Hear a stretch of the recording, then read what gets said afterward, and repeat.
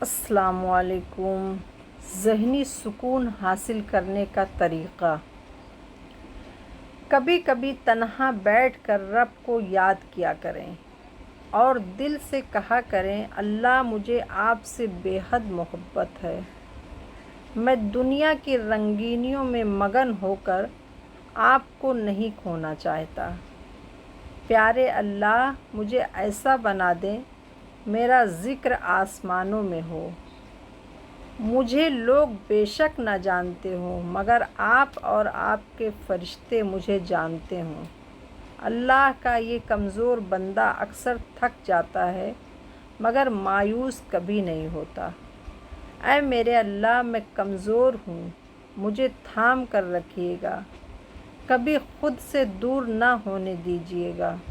اللہ، آپ تو سب جانتے ہیں، بس آپ ہمیں قلبی اور ذہنی سکون عطا فرمائیں۔ آمین۔